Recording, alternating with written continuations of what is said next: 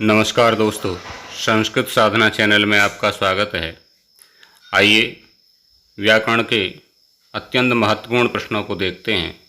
अभी आपकी जूनियर शिक्षक भर्ती होने वाली है। आप लोगों के कमेंट्स आ रहे हैं कि किस प्रकार के प्रश्न आएंगे, तो देखते हैं प्रश्न किस प्रकार के आएंगे। व्याकरण विषय को लेकर के देखते हैं। अत्यंत महत्वपूर्ण प्रश्न हैं, इनको आप तैयार करें तो आपको बहुत लाभ होगा। देखते हैं प्रश्नों की श्रृंखला। सबसे पहला प्रश्न, अपादानादि विशेषैः अवक्षितं कारकं किं संज्ञं स्यात्। कौन सी संज्ञा? अधिकरण संज्ञम, कर्म संज्ञम, करण संज्ञम या कर्तृ संज्ञम। तो सही आंसर होगा कर्म संज्ञम। अकथितम च सूत्र है, ये बहुत अच्छी तरह से आपको तैयार कर लेना चाहिए। 16 धातुओं के योग में ये 16 द्विकर्मक धातु हैं, तो इनके योग में अपादानादि विशेष से जो अविवक्षित कारक होता है उसकी भी कर्म संज्ञा होती है। गाम दोग्धी पयः बलिम याचते वसुधाम आदि बहुत से इसके उदाहरण हैं। 16 धातुएं हैं, दुह याच पच दुंड रुद प्रक्ष ची वृषास जी मथ मशाम और नी हिरी कृष महाम। ये 16 धातुएं हैं, तो इनके योग में ये कर्म संज्ञा अपादानादि की भी हो जाती है। दूसरा प्रश्न देखिए, रिक्त स्थान है मंगलवासरः आसीत्, रिक्त स्थानम पूरयत्। तो इस स्थान पर क्या आएगा? यह आएगा, स्व आएगा, विना आएगा या सह आएगा। तो इसमें विचार ये करना है कि इसमें आसीत लगा हुआ है और आसीत पद भूतकाल को बता रहा है कि भूतकाल की बात है। तो भूतकाल के लिए हम यहाँ ह्य लगाएंगे।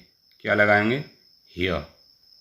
तो ह्य मंगलवासरः आसीत् माने कल मंगलवार था, ऐसा प्रयोग हो जाएगा। एक और अत्यंत महत्वपूर्ण शब्द है, देखिए, नीरोगः अत्र उपसर्गः अस्ति। नीरोगः, इसमें कौन सा उपसर्ग है?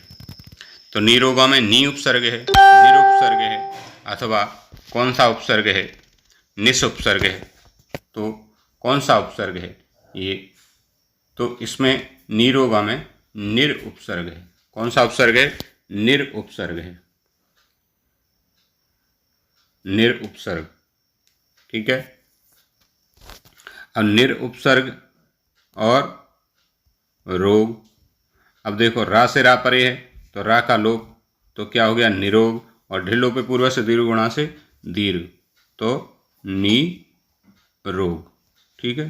तो नीरोगः, तो निर उपसर्ग है। अद प्लस कृतः इति भवति, तो यहाँ क्या होगा?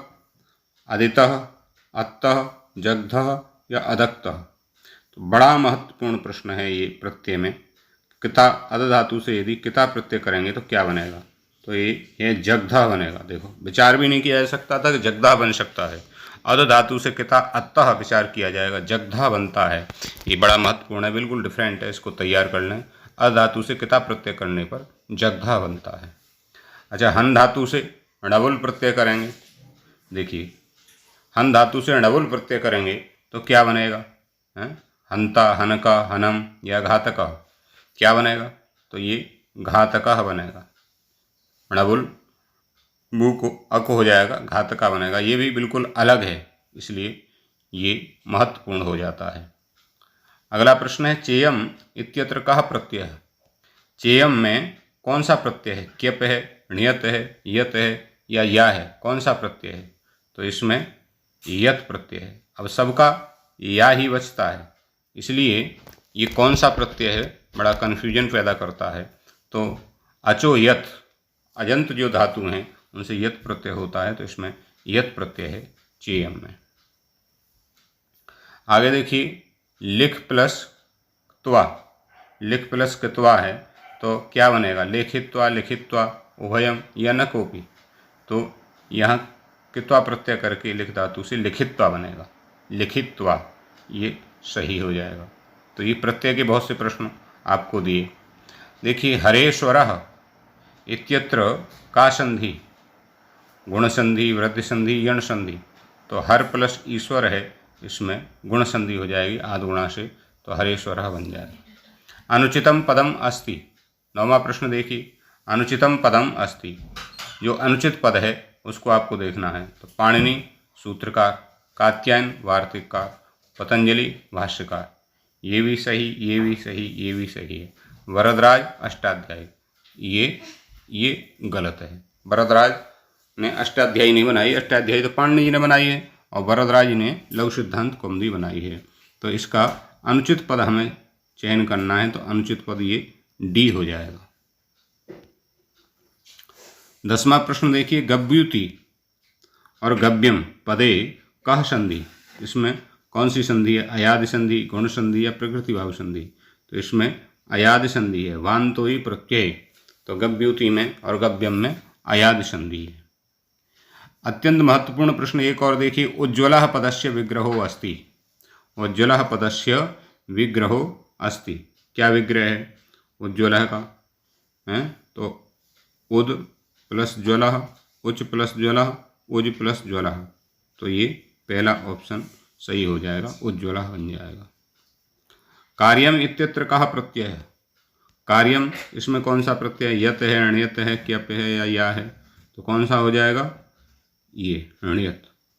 क्री धातु से क्री प्लस अण्यत प्रत्यय हो जाएगा, है ना?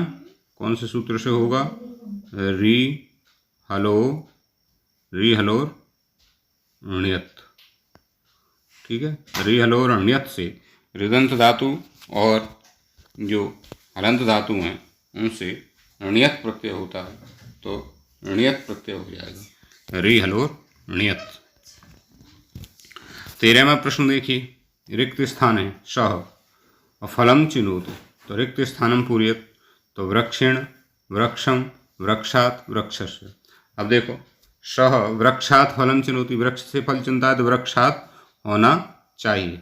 आपके अनुसार क्या होना चाहिए? वृक्षात होना चाहिए या वृक्षेण होना चाहिए? आप कहेंगे वृक्षात होना चाहिए, अलग हो रहा है, किंतु वृक्षात नहीं होगा, ये आपका गलत आंसर हो जाएगा। सही आंसर क्या होगा? वृक्षम। क्यों होगा? क्योंकि ची धातु है। अभी आपको बताया ना 16 धातु, उन 16 धातुओं में दोहे याच, पच, दंड, रुध, प्रक्ष, ची। तो ची धातु के योग में अपादान आदि होने पर भी अकृतम च सूत्र से वृक्ष की कर्म संज्ञा होकर के और द्वितीय विरक्षी हो जाएगी, तो क्या बन जाएगा? वृक्षम बन जाएगा। सह वृक्षम फलम चिनोति, वृक्षात फलम चिनोति नहीं होगा। 14वां प्रश्न देखिए, ये 19 से 99 पर्यंत है ना, 19 से 99 पर्यंत संख्या कस्मिन लिंगे प्रचलति, किस लिंग में होती है? पुल्लिंगे, स्त्रीलिंग एक वचने या नपुंसक लिंगे? तो ये 19 से लेकर के 99 तक की जो संख्या हैं ये स्त्रीलिंग के एक वचन में इनका प्रयोग होता है, समस्त संख्याओं का। ये विचारणीय है, इसको तैयार रखें। अब देखो, प्रोच्यः पदे धातु किमस्ति, इसमें कौन सी धातु है? प्रोच्य पद में कौन सी धातु है? तो उच है, ओच है, वच है या वद है? हैं? कौन सी धातु है? तो वच धातु है। कौन सी है? वच। प्र उपसर्ग पूर्वक वच धातु से यहाँ प्रत्यय हो रहा है और प्रोच्य बन रहा है। वच को ये संप्रसारण होकर के बा को ऊ हो जाता है, तो प्र उच, य और गुण हो जाएगा, तो प्रोच्य बन जाएगा। ज्ञानवान इत्यत्र कहा प्रत्यय है? तो कितवतु है, मतुप है या सानच है? तो इसमें मतुप प्रत्यय है ना। शब्द से यदि कोई संज्ञा से होता है तो मतुप होता है, धातु से होता है तो कितवतु होता है, ठीक है। सानच प्रत्यय से प्रयोग कस्मिन काले भवति, सानच प्रत्यय का प्रयोग किस काल के लिए होता है? वर्तमान काल, भूतकाल या भविष्य काल? तो सत्रि और सानच का प्रयोग वर्तमान काल के लिए होता है। चक्रम पाणौ यस्य सह समस्तम पदम किमस्ति, चक्रम पाणौ यस्य सह ये विग्रह है, तो इसका समस्त पद क्या होगा? चक्रपाणी, चक्रपाणी या चक्रपाणी? तो ये चक्रपाणी ही ऐसा प्रयोग, समस्त पद होकर के ऐसा प्रयोग बनेगा। रामः सह सीता गतवती, शुद्धम वाक्यम किम? रामः सह सीता गतवती ये अशुद्ध है, इसको शुद्ध करना है, तो रामेण सह होगा, रामाय सह होगा या रामात् सह होगा? तो सह के युग में तृतीया होती है, ये रामः सह नहीं होगा, रामेण सह हो जाएगा, तो ये शुद्ध हो जाएगा। आगे देखिए, बालकः पुस्तकं पठति वाक्यस्य वाच्य परिवर्तनं कुरु। वाच्य परिवर्तन करना है। बालकः पुस्तकं पठति, ये कर्तृवाच्य में है, तो इसको वाच्य परिवर्तन करेंगे तो कर्मवाच्य हो जाएगा। तो कर्मवाच्य में क्या करते हैं हम कि कर्ता में तृतीया कर देते हैं, कर्म में प्रथमा कर देते हैं। तो कर्ता में तृतीया करेंगे, कर्ता क्या है बालकः, तो बालकेन पुस्तकम, ये प्रथमा में भी पुस्तकम बनेगा। और क्रिया जो है वो हम कर्म के अनुसार लगाएंगे तो पठ्यते, तो ये सही हो जाएगा, बालकेन पुस्तकम पठ्यते। आगे देखिए, तत्पुरुष समासस्य उदाहरणम नास्ति, विशेष ध्यान देना है, नास्ति कहा है तो तत्पुरुष समास का उदाहरण नहीं है। तो हरित्रातः राजपुरुषः पंचगंगम, कौन सा नहीं है, तो हरिणात्रातः हरित्रातः ये तृतीया तत्पुरुष है, राज्ञा पुरुषा राजपुरुषा ये षष्ठी तत्पुरुष है, और पंचगंगम ये तत्पुरुष समास नहीं है, इसमें अव्ययी भाव समास है, अव्ययी भाव समास है इसमें, तो ये नहीं है। पंचमी तत्पुरुषस्य उदाहरणम अस्ति, पंचमी तत्पुरुष का उदाहरण कौन सा हो जाएगा, पंचमी तत्पुरुष का यूपदारु चौरभयम राजपुरुषा या कृष्णहृता, तो चोराद भयम चोर भयम ये पंचमी तत्पुरुष का उदाहरण हो जाएगा। ये चतुर्थी तत्पुरुष है, ये षष्ठी तत्पुरुष है, और ये द्वितीया तत्पुरुष है। पंचमी तत्पुरुष चोर भयम है। आगे देखिए, द्वियमनम इत्यस्मिन् पदे कः समासः, द्वियमनम इस पद में कौन सा समास है, तत्पुरुष है, अव्ययी भाव है, द्विगु है या क्रमधारय है, तो द्वियमनम में ये अव्ययी भाव है। द्वि संख्या देख करके द्विगु मत कर देना। द्वियमनम पंचगंगम में अव्ययी भाव समास है। एक सूत्र है नदी विश्च, तो नदीवाचक शब्द होने की वजह से इसमें अव्ययी भाव समास है। ये महत्वपूर्ण है, बहुत बार प्रतियोगी परीक्षाओं में ये प्रश्न पूछा जाता है।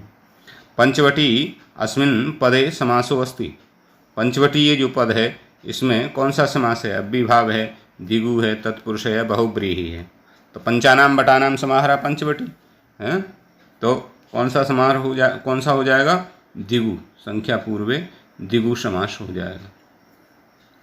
तो ये समास के हमने आप इसमें कुछ प्रश्न पूछे, कुछ हमने इसमें संख्या के प्रश्न पूछे, कुछ प्रत्यय के प्रश्न पूछे, और संधि पर तो आपको पहले दे ही चुके हैं, तो एक आध संधि का भी पूछा।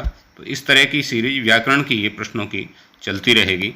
इन प्रश्नों को आप देख करके तैयार करते रहेंगे तो अच्छी आपकी तैयारी हो जाएगी, और लगभग इसी तरह के प्रश्न जूनियर की जो परीक्षा होने वाली है उसमें आएंगे। जूनियर शिक्षक भर्ती वाले जो प्रतियोगी परीक्षार्थी हैं उनके लिए अत्यंत महत्वपूर्ण ये प्रश्न हैं। नमस्कार, धन्यवाद।